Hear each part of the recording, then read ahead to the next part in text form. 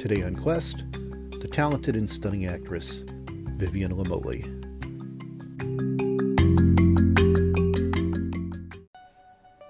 Life is a quest for logic and reason. It is a quest to find balance between science and faith. Life is a quest for knowledge and understanding. But most importantly, it's a quest for personal discovery. Whatever your quest, knowing yourself is the beginning of all wisdom. Welcome to Quest.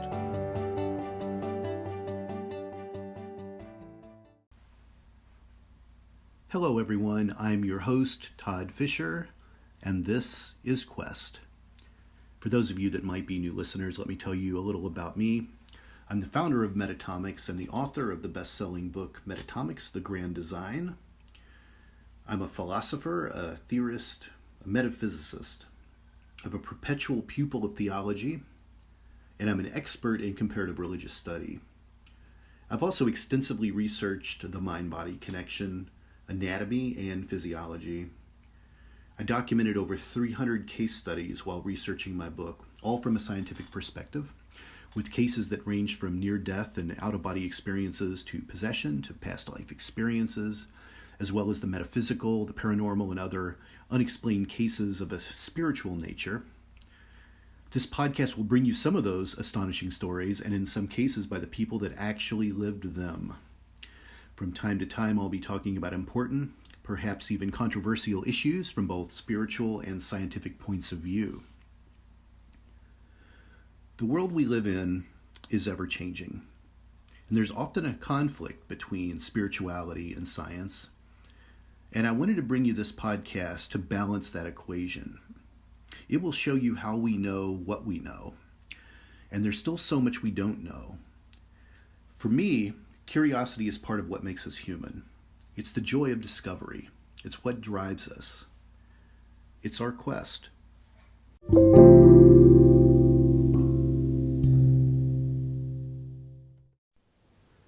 Hi everyone. Today my guest is Vivian Lamolli, a very popular Latin American actress I first saw in the Hulu original show East Los High. I'm really happy to have her on the show. I think she's one of the finest Latina actors working today, and she really kind of breaks down her career and how she got started and her process. I think you'll really enjoy this. Here it is. Hi, Vivian. Welcome to the podcast. Hey, how's it going, Todd? Thank you for having me. Yeah, I'm glad we could schedule this. I've been a fan of you for a long time, and I've wanted to get you on here and talk about your career and all the cool things that you've done. And we finally get to make it happen. Oh, really? I didn't know that you were a fan. Well, no, I'm just kidding. That's great. So, East Los High is where I first saw you. I enjoyed... Okay. Here I am. I'm a 50-year-old white male, but I really love that show. That's awesome. That means so much to us. You know that, right? The demographic. It reaches so many different people with entertainment. I mean, the entertainment of that show is just, it's phenomenal. It's so much fun, and I think a lot of people can relate. We're going to get into East Los High in this podcast. I don't want to jump ahead, but yeah, that was a fun Hulu experience for me, being like one of the first subscribers on Hulu, and that being one of their first original shows was like a really big deal. And Totally. It was just really, it was like, for me growing up, I was the Beverly Hills 90210 generation, and it was, for me, it was like that. It was the Latino Beverly Hills 90210 is what it was to me. What's funny is when I compare it, when, my family members back in the day would ask like, so what's it like? What's the show? And I'm just like, listen, do you want a Latino? Do you want a Latin X 90210? There you go. That's what it felt like to me. Yeah. And a little different, in terms of the school and the kids and all that, but it was like, it was a different ethnicity, but it was similar stories that you need to be told generationally. That's what's important about shows like that and why we have to keep them going. But we're going to get into the importance of that show in a little bit, but I want to go back. You're a triple threat. You're a singer and a dancer and an actress. And I love triple threats. They're the best. And Thank you. But I want to go back to your early life. You're from Miami. Is that right? That's right. The 305. Tell me how you grew up. Did you have a big family? Like, what was that like for you being there? Yeah, and I still have a really big family. It's great. It's really amazing. It's one of those things that the older you get, the more mature you start to realize just how important family is, especially in the times that we're in right now. And when I was younger, I'm so grateful and I'm so happy that I grew up with my mom and my dad. My father is Puerto Rican, Italian, and my mom is Cuban, Spanish, African American, and just having all of those different ethnicities and energies and moments in our household and in our home and infused into the things that I love and believe. And it was just so explosive. I have an older sister and a younger brother, so 5 of us immediately in the house, but we were always around our cousins and aunts and uncles, and that was never something that we shied away from or was lacking in the household. So I'm very, very, very, very grateful and blessed to have had that, and I can only hope and pray that I can continue to flourish that. Yeah. Did you grow up did you have like a religious or a spiritual household? Yes. Definitely. I know. And I know it's amazing because the way that I speak to, I'm grateful that kind of comes off of me by the grace of God. But yes, we, in our house, my father says in our house, we shall serve the Lord. And I am Christian. I'm very proud of that, my spirituality. And we were raised Christian, Catholic, probably from my parents too. But then, as I was getting into my different spiritual walk with Christ, I definitely had a lot of reasons to just choose it for me rather than it being something that I was raised with. Yeah. And then you were schooled in Miami, and then but you also went off to college. Where'd you go to college at? Yeah, I was schooled on campus and off campus. the hard knocks of life. No, I was very little in Miami, actually. We ended up, because I'm a military brat as well, so my dad moved us around a lot, but really just around Florida or like the southeast of the U.S. Southeast. I'm thinking Southwest. Gosh, these days are just crazy with thinking of where you're at as far as the USA goes. Right. But anyways, so yeah, I grew up in Miami, but then from there I also went to elementary and middle school in Orlando. So Central Florida was a huge part of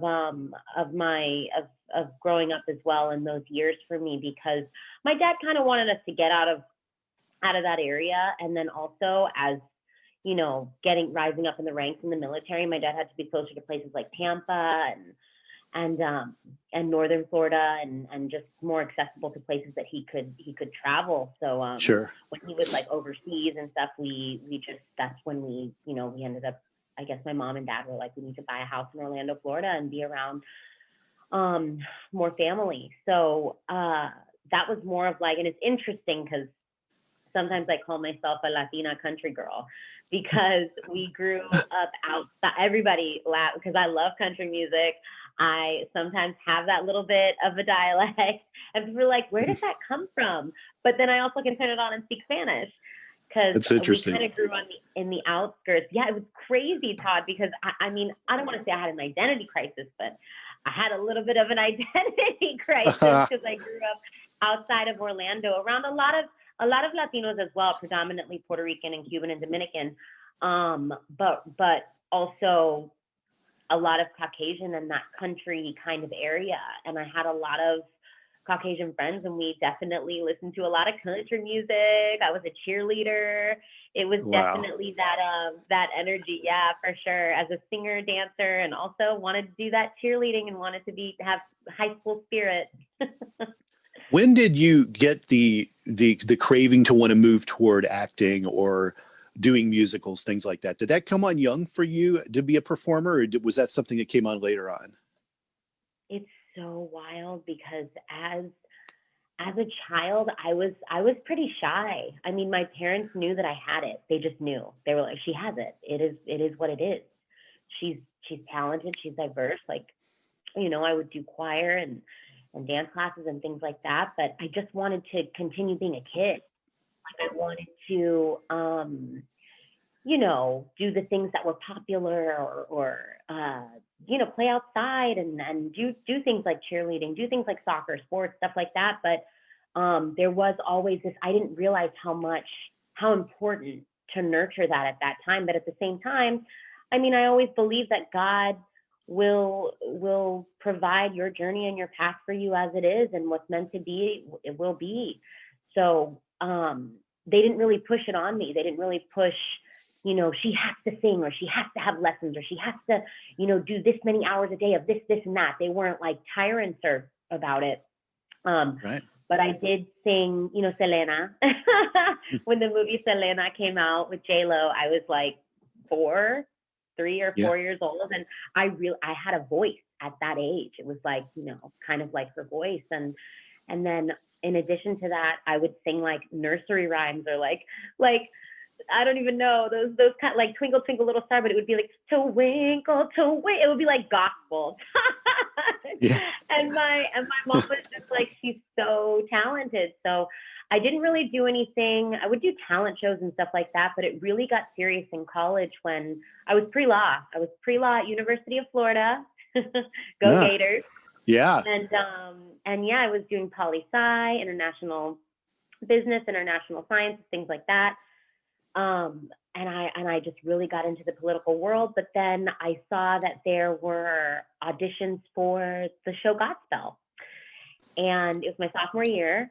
And I was like, I think I want to audition for it, see what the college play is like. And I immersed myself right away in musical theater. And I wasn't one of those kids who grew up like by the book. I had to know every musical. Like, I didn't really know anything about musical theater. And I just had this voice and this, you know, and dancing and discipline, just a really powerful voice at that time. I was even kind of scared. I didn't know how to train it. I didn't know how to work it.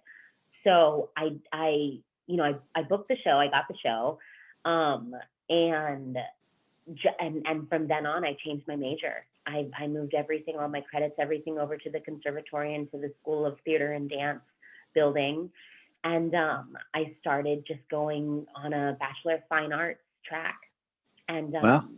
Yeah, so it was, I think I would say that that's where it really began, because even friends from there I still talk to now who I've worked with in my adult life, you know, in other shows or on the road or traveling in musicals and things like that. And it's just really great. I'm very grateful to have realized that this is my passion and this is what I want to do.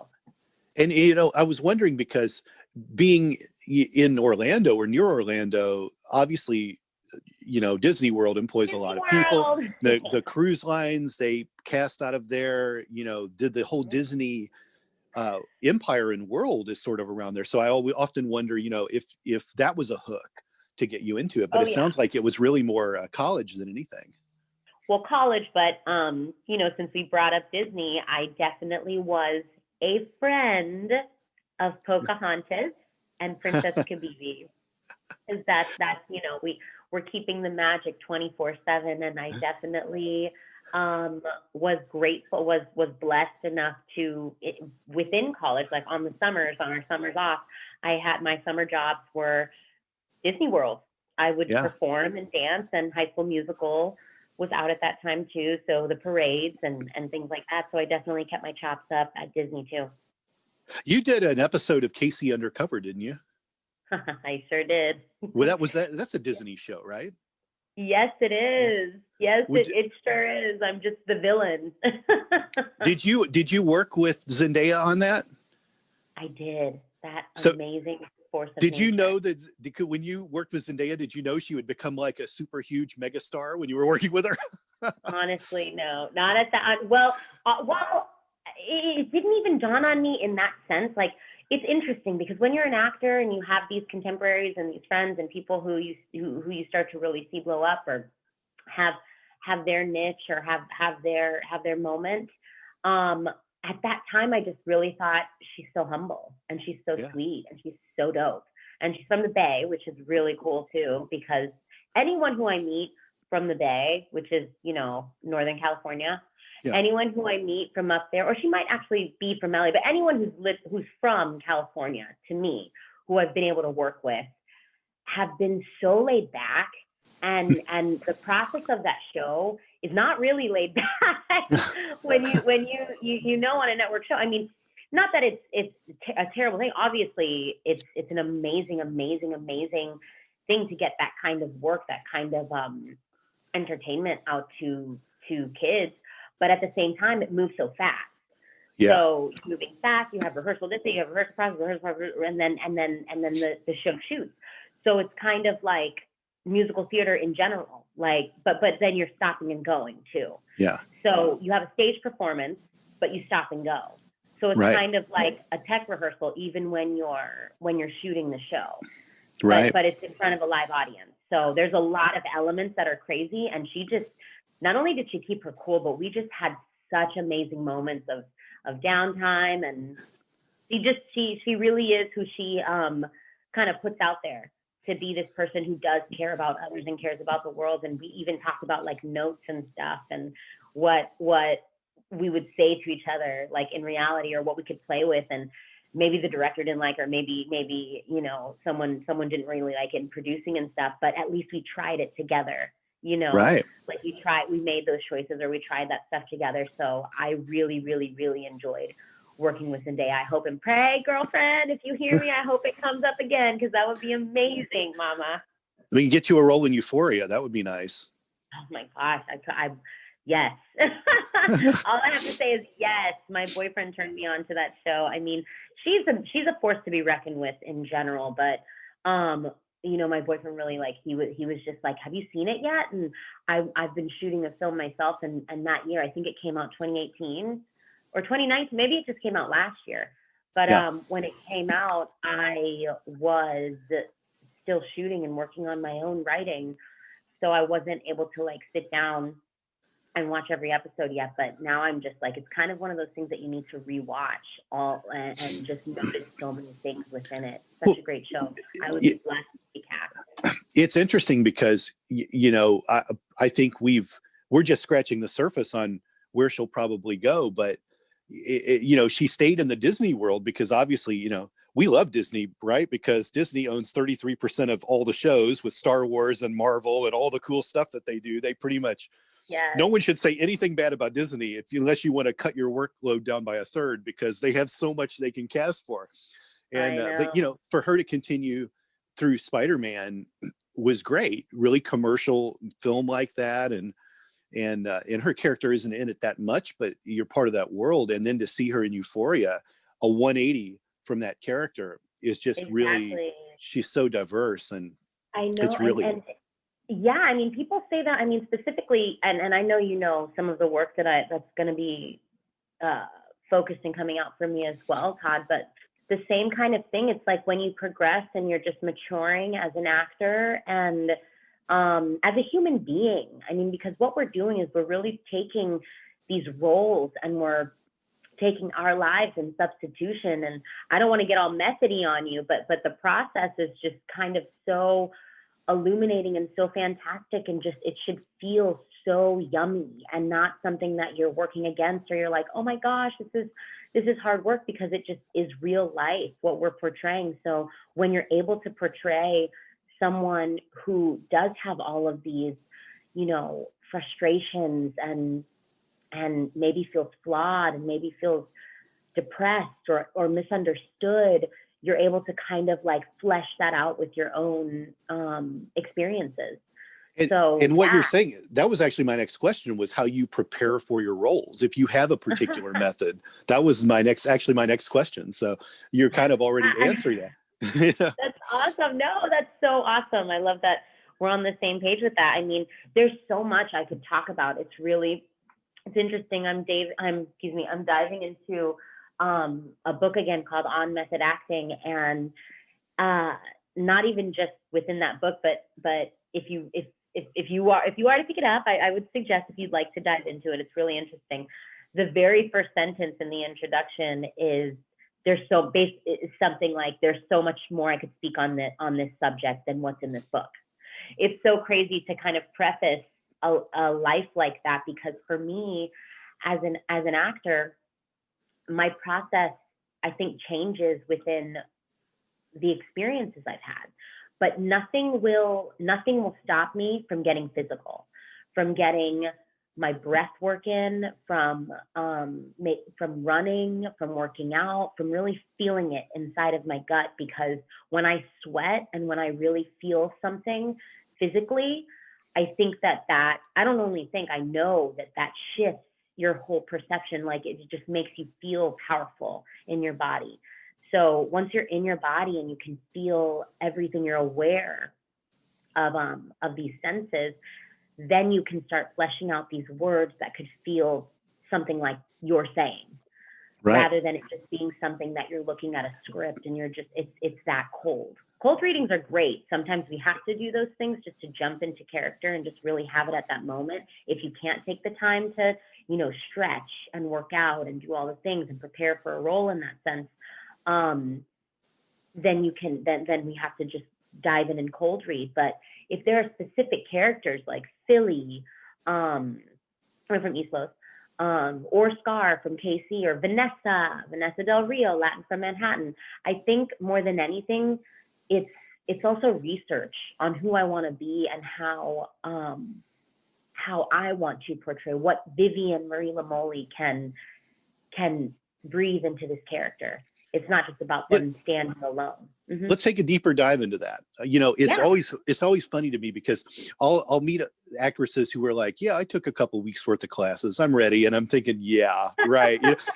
Anthony Hopkins said once, he said, there's no closing the book on learning to be an actor. He said, I'm still learning. He's like, you live life, you have life experiences, new stuff happens, your perspectives shift. Like, there's always something more you can learn. It's not confined to 9 weeks of classes or a degree at a university and everything there is to know. And I think that's really fascinating that, you're analyzing life, people, particularly in life, and you're trying to impersonate that or replicate that in some way. That's what you do, is impersonate other people and in other situations. And I think it's interesting because, like, in East Los High, the cast really were just dealing with normal life experiences to some extent, things a lot of people go through in high school or in their life, right? It's not a huge reach for, the experience, but because a lot of people can actually pull that. The real experiences that happen in their own life, you have as a resource. How is that different than the Latin from Manhattan? How do you dive into one and the other? And tell the listeners a little bit about, because you're working on the Latin from Manhattan right now. Is that right? Are you in the middle of it, or is it finished? We are still in the process of shooting. Yes. And this is a bio. But I was, Todd, I love the way you progressed with that question, because I had no idea what the outcome of it was going to be. I was like, where is he going? Should I talk about? No, as far as, that's amazing, because what a shift from playing Filiberta Rodriguez. Yes, I got very, very Dominican on you right now. Mm-hmm. I got very Puerto Rican on you. Filiberta Rodriguez, to the plethora of roles in between that to get to Miss Vanessa Del Rio, who is the premier, first, most well-known. I will safely say that I feel like that's known, uh-huh. Most famously known adult film star, ethnic, most famously known ethnic Latina adult star. And at number one, she's Boricua, like me. She's Puerto Rican, like me, and hails from New York City, which is where my parents are from.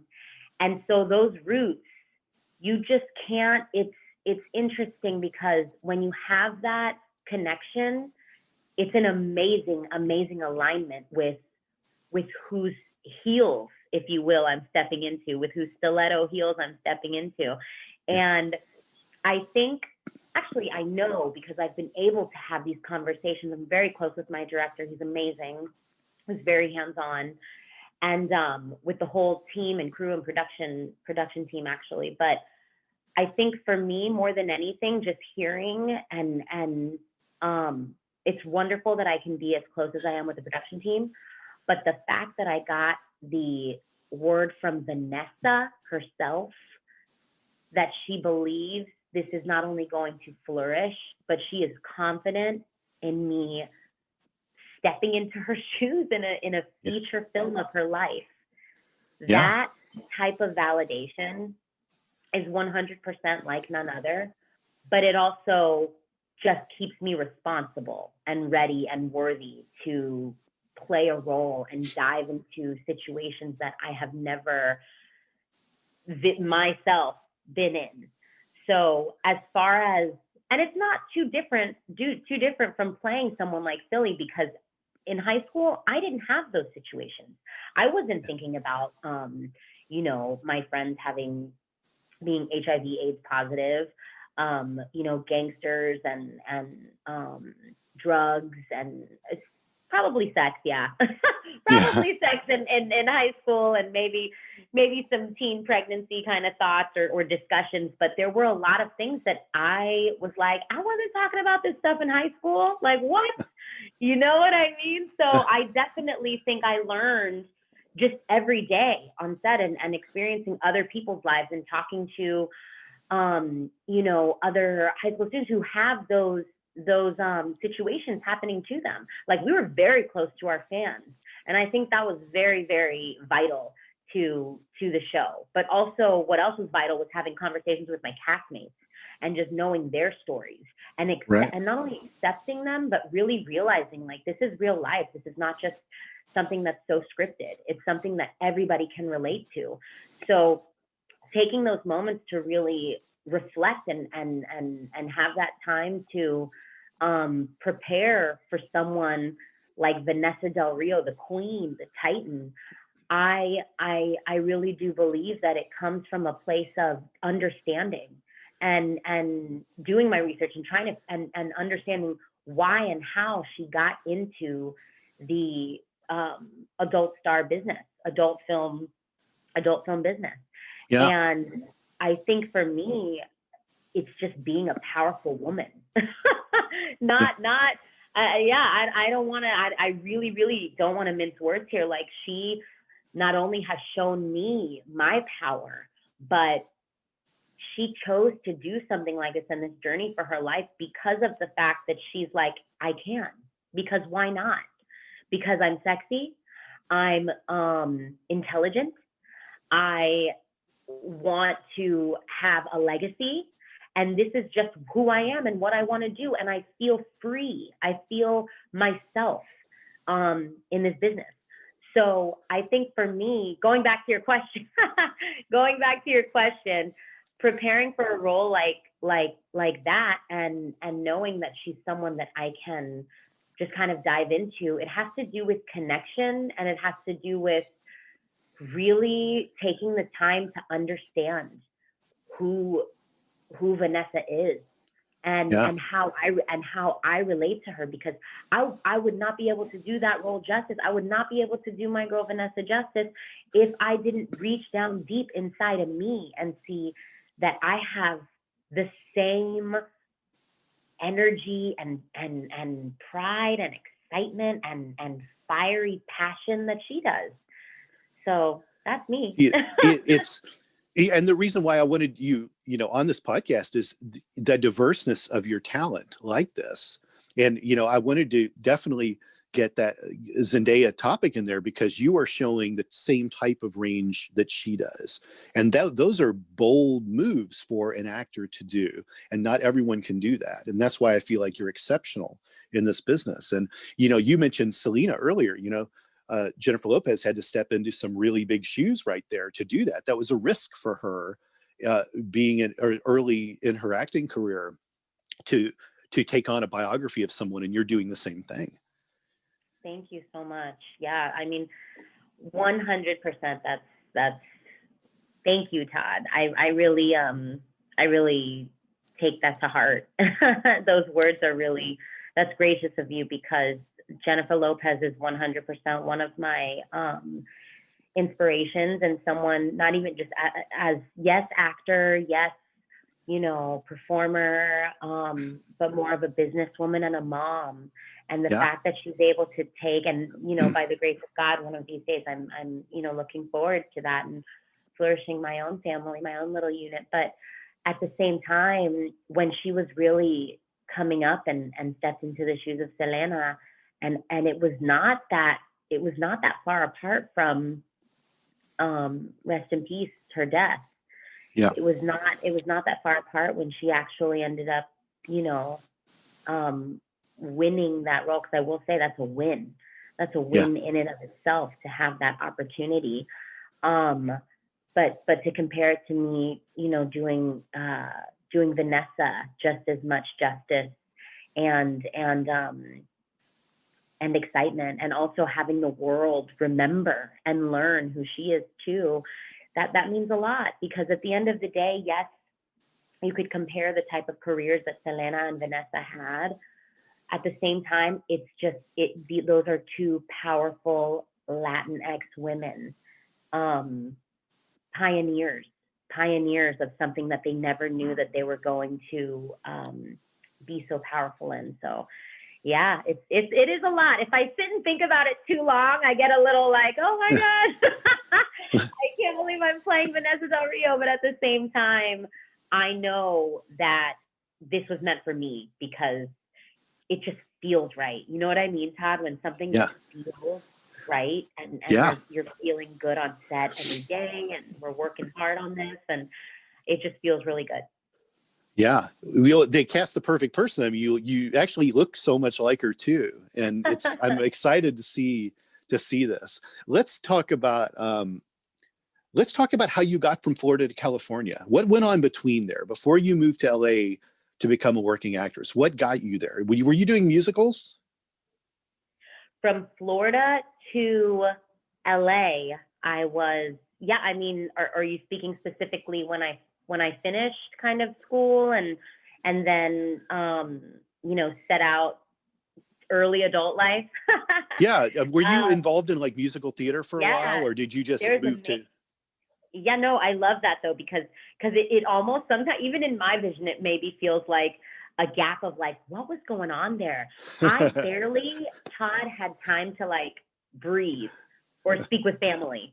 Yeah. Because I, right out of training, and I still, like, obviously, as we said, as Sir Hopkins says, I want to quote him too, you never stop training as an actor. You never stop training real life. You never stop doing real life. From there, I had 2 contracts. So I had already had 2 stage performing contracts, which lasted about a year and a half. So, you know, roughly that within those months, that was the entire time that I just was working. And, you know, that's an amazing thing to feel like working right out of college. And I hope and pray that for our youth today, just because it's hard with what everyone's going through. But, you know, at that time I was able to take up 2 different contracts, and I could have stayed on the second and continued touring and continued doing musical theater. Maybe even think that was the time, literally, when I finished that one. I was in San Francisco, actually, near the San Francisco Ballet. That's where they had our beautiful, you know, where we lived at the time. I was just like, okay, I could live in San Francisco forever. So that was where we were kind of like living, but we toured out of there. Sometimes, you know, I barely ever got to see that apartment. But when we finally got back, I kind of thought to myself, I was like, it was either New York or LA. It was New York or LA. And I was, and you know, my life would have looked totally different, obviously, if I would have chosen to take the move and make the move to New York and go that route. But I said to myself, I want to be a film and television actor. This is just what, and I feel like at that time, there was definitely a clear decision of, if you wanted to move to New York, that was stage acting, that was Broadway. And if you wanted to do and pursue LA, now it's kind of a little bit more of a mix. I think it's still that way. Film and television is so predominant in Los Angeles. Yeah. You can still work a lot in New York City, but since I was in California as well, I was kind of just like, I have family in LA, and I have family in New York as well. But since I was there, I was just kind of like, let's explore, let's see what's going to go down. I didn't have an agent yet. I had saved up what I had done from those contracts and from how much I was working. So I was like, let's see what can go down.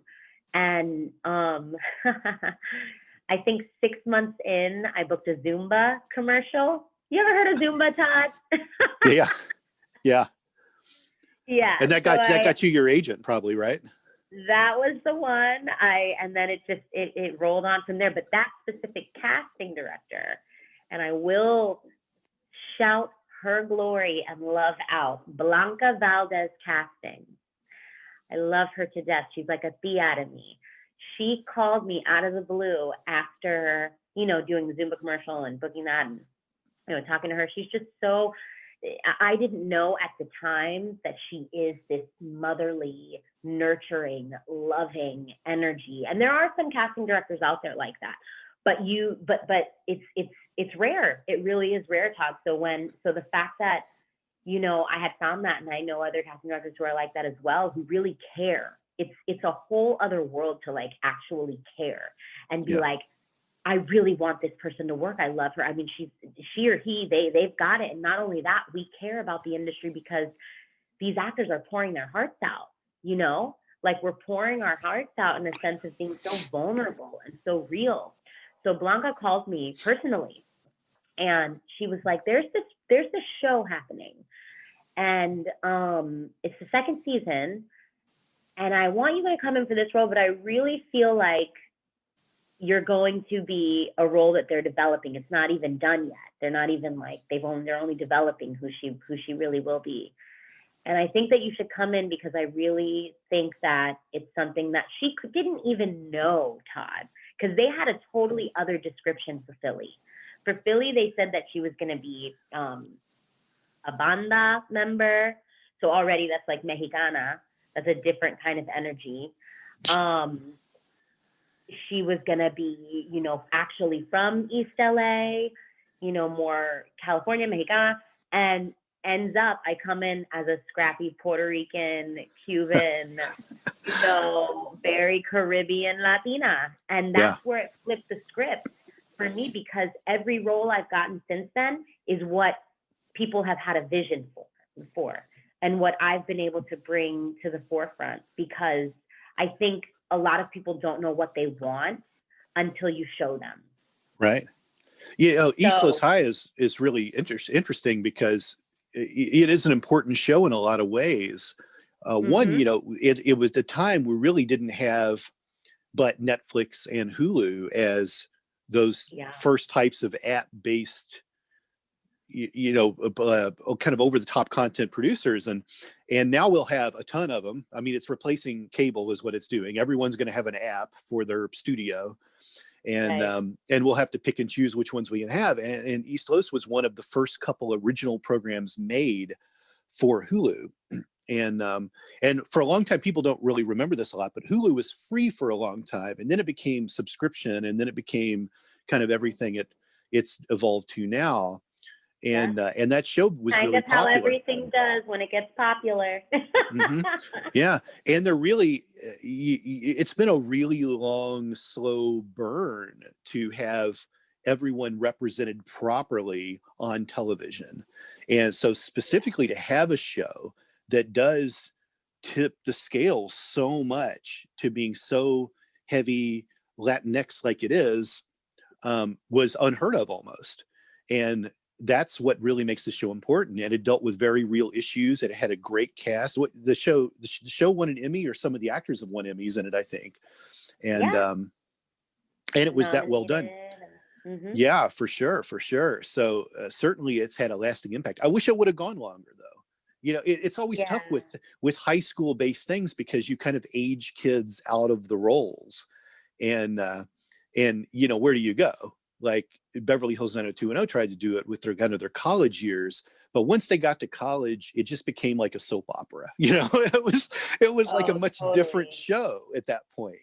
And it was like part of the fun of a high school show is the kids getting away with stuff they're not supposed to be getting away with when they're young. But when they get to college, it's like, you know what? It's like, there's no rules now. Like they can really do whatever they want to do.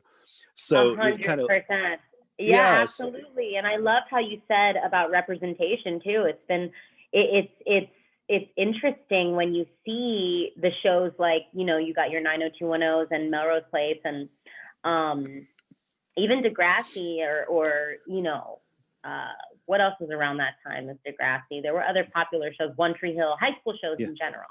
Yeah. Representation, multi-ethnically wise too. It just hopefully, I think that things are starting to change as well when it comes to streaming networks. Yeah, it's interesting because me being a product of the 80s, to really see any kind of, in that day, Latino representation, it was Miami Vice.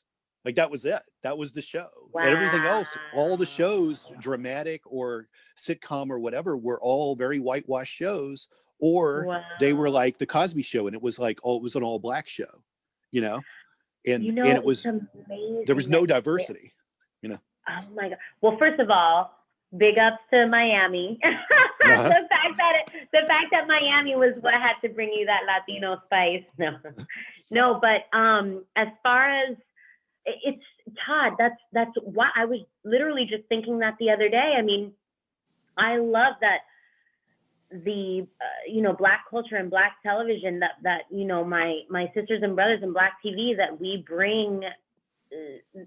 Everyone looks out for each other, and I think that that's something that we need to do in the Latinx industry as well.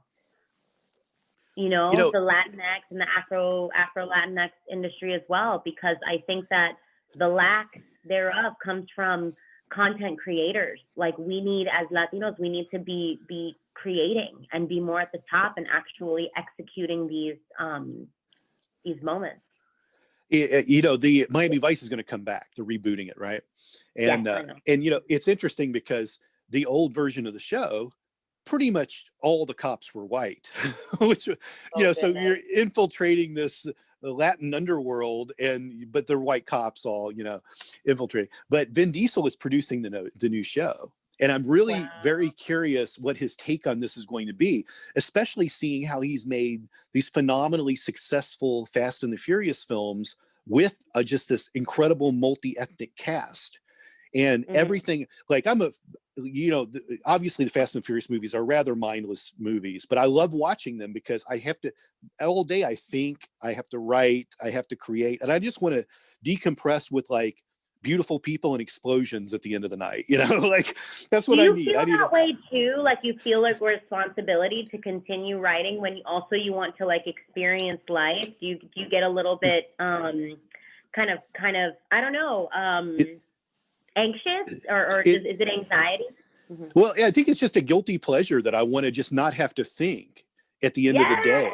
And it's like, I'm going to put on Fast Five and watch that and watch Jordana Brewster and watch, you know, Vin, watch everybody in fast cars and beautiful people and rock and roll, like great music, you know? And it's like, I'm hoping he takes some semblance of that to the new Miami Vice, because I'll be very happy.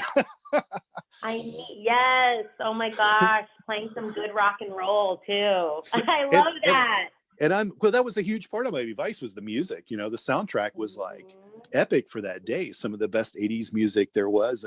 But you know, that's I love a good Hollywood film where I am thinking or I'm trying to figure it out and all of that. But for me anyways, there has to be a time and a place for that, because my whole day is using my brain. And at the end of the night, it's like, I can watch a Transformers movie right now. You know, I could watch some robots and Michael Bay explosions, you know, like there's totally room for that. I know everything. It's so funny. I got into this discussion the other day. Actually, I was like, I just want to watch something to turn my brain off. I don't want to have another thing that I need to watch, that I need to kind of like get into and actually have an intelligent opinion about. I wanted to ask you, how hard is it to be a Latina in Hollywood? I know are there less, I guess I want to know, are there less actresses to compete against, but there's also fewer roles? Like what are the advantages and what are the negatives to it all? That's a very loaded question, Todd. No, that's an amazing topic and question to dive into, because it's, you know, we talk about it all the time, but as a Latina, sometimes I feel like I don't know if I grasp how much what I'm doing right now in the present matters for my legacy and for the ones that are coming up under me. So I think for me, more than anything, I have a responsibility. As a Latina, I don't know so much if I'd like to focus on the negatives, because I've been doing a lot of things to train myself and work on myself to not think, oh, they should only be, why aren't they casting more Latinx? Why aren't they doing this? Why isn't this more integrated? What's happening here? Why is it always white? You know, yes, those thoughts come up. Yes, I have those in discussion sometimes, and that's a frustration for me, especially being Afro-Latina.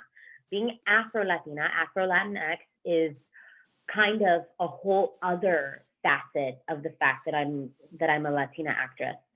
But at the same time, I can't save the world. Right. Like I can't save the world. So I have to remember to take a breath and just understand that creating my own content and continuing to have discussions where I'm looking at other Latinx actresses, other you know, people who are more just so you know, my boyfriend came home, so we're all in the family now. I love that, because listen, I'm relatable and I have a person, and I hope anyone who's listening, you know, they have a person too. I'm just a very real girl. You're gonna get the real from me. But as far as I'm concerned, I just need to remember that I need to keep creating and not crying or woe is me or getting frustrated over hold on, I'm gonna move you to my ears.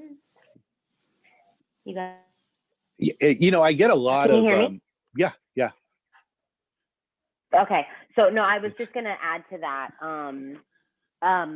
Basically what I'm trying to say is that I do have a responsibility, but in addition to that, I do think that the representation and the vocalization of it is not there, because more cultures, more of our energy needs to be at the top.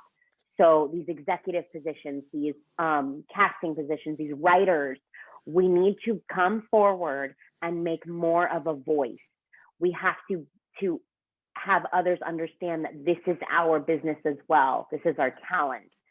Right. And I want to cast other talent in that sense as well, because having said that, I am a part of the Caribeña Creatives, which is a boutique production studio created by Marilyn Camacho, who's Puerto Rican from Chicago. And it's a whole other being. You have your NALIPS, your National Hispanic Media Coalition. You have just different organizations, and I appreciate them and I love it all. But I think for us, we're really focused on Caribbean actors and actors of the Caribbean and Afro-Latinas, you know, Latinx, other generations, just other vibes having their voice heard. I think that the representation is not there because we are not doing the work as well. Right. So once we stand up and we're not shy and we're standing in our light and taking our light and taking our moment and filling that up, that's where it needs to be. So I think for me, maybe even if it's not today or in this next decade, I know that the legacy that I leave is going to have a young Puerto Rican, Cuban, Italian, Dominican actress living her best life. Yeah, well, certainly. And I think we're seeing that as every generation proceeds through the entertainment business, we are getting more and more work, more and more representation, more and more avenues for opportunities for things.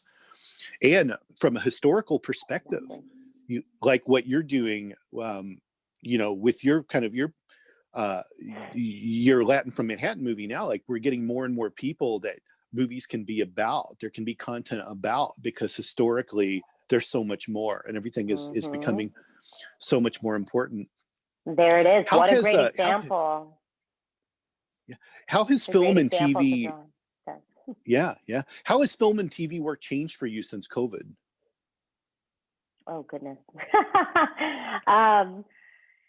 Film and TV work since COVID. It's it's been a bear for a lot of us. It's definitely been a struggle. And like I said, I keep it real. I keep it 100.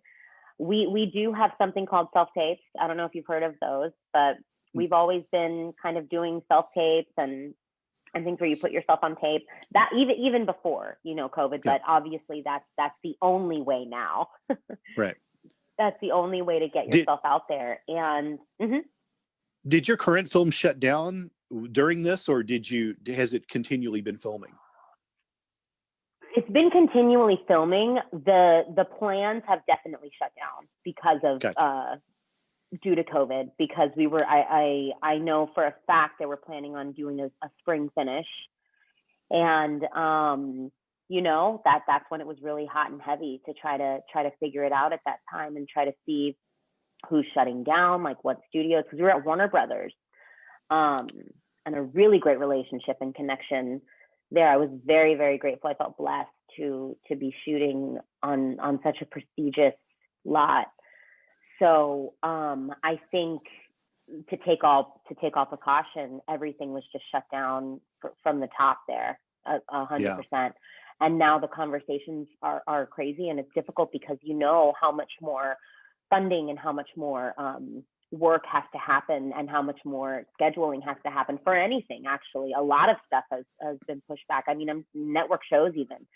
So having to account for COVID stuff. That's what I call it, the COVID stuff.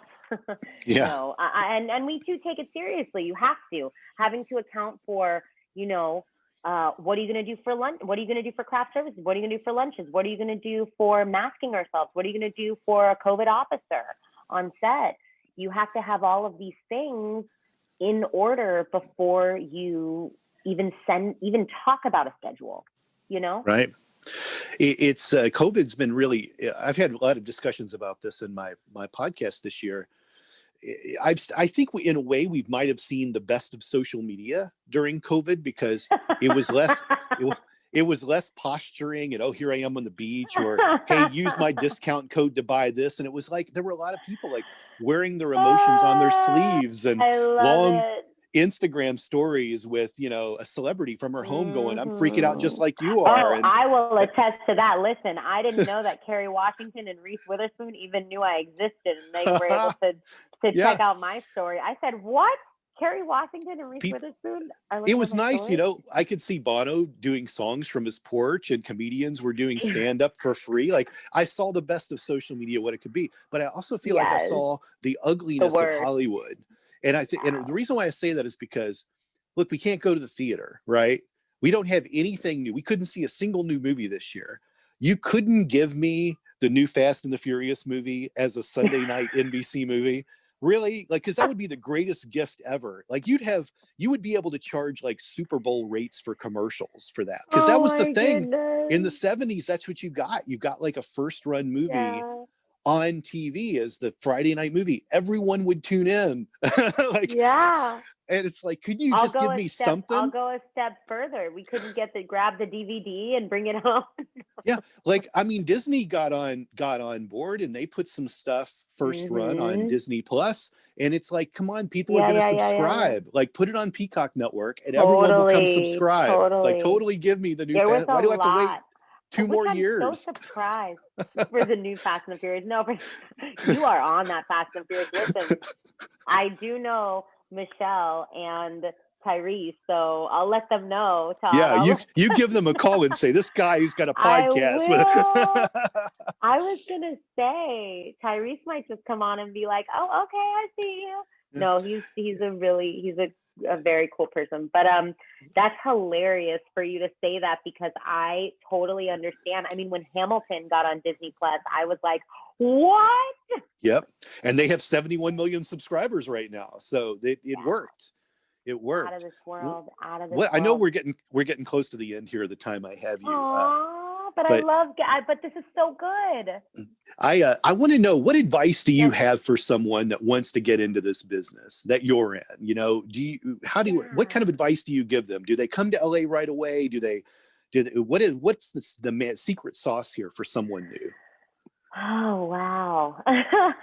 You know, it's so funny. I feel like I want to have so many answers when I'm asked that question, because there's no one way to skin, you know, and then again, I also censor myself because I don't want to be vile and say the actual saying of what it is, skin you know what, but there's not one way to do something. And I think if you're just real, if you're just true to yourself and you really we're not perfect. I mean, there were definitely decisions and things that I made and choices and stuff like that I kind of went routes of like, this is not the way to making real authentic work. So as a film actor and as an authentic, because I now can humbly say that as an authentic actor making her way and creating her own content, I would just say, truly listen to your gut, really. And for me, spiritually, pray on it, take moments to yourself, take deep breaths, meditate on what it is that you actually want.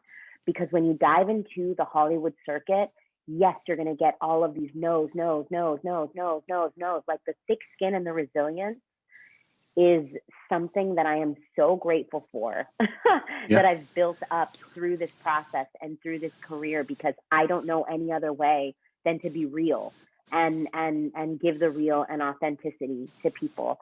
So if we're talking about in that sense, really and truly, have people around you that are the good ones. Have people around you that are enabling your work, enabling your authentic self, your happiness, your joy.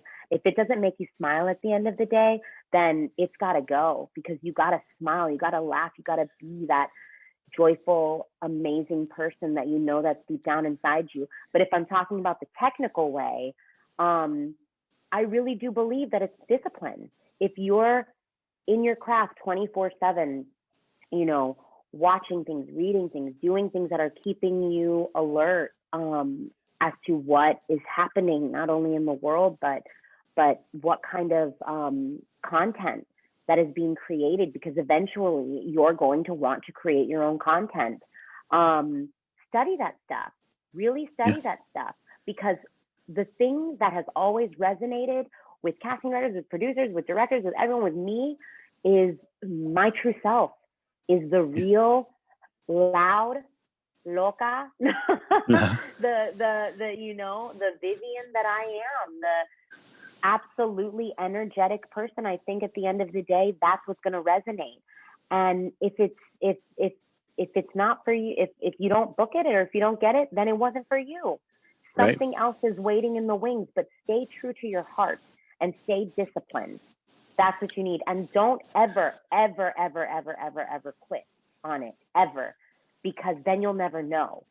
And the only way to fail is not knowing what you could do, because there's no failure in this career. You just got to keep going. Yeah, absolutely. Well, great final words there. How can people find you out there on the interwebs, or do you have a website? I know you're in social media. How can people find you out there? I know. I'm sure there are websites. I said that the other day. You know, it's funny. My mom was like, "Mama, Mira, do you have a website? Like, I wanted to put it." I'm like, "Mom, just look up. You probably will find a website that I never knew about before." No, I'm just messing. You know, I'm Viva Livin on Instagram and Twitter, and Latin for Manhattan is coming out 2021. East Los High is still streaming. I have a podcast coming out with Bill Bellamy and his camp, which is really cool because Bill Bellamy's back at it. Nice. And a lot of stuff going on. So I would just stay tuned, stay up to date on my Instagram and my Facebook. I definitely post a lot, and it's me. It's actually me posting the work and the stuff that I'm gonna launch or I'm doing. Good deal. Well, Vivian, thank you so much for coming out today and talking. And I think everyone's gonna love this. I'm so excited. I hope so. All I want to do is bring love and happiness to everyone. So doing it. That's the goal. Thank you. You're Todd, doing it. you did that for me today, Todd. You're so dope. We'll talk soon, okay? Awesome. We will. Take care. Okay. Bye-bye. God bless. You too. Bye.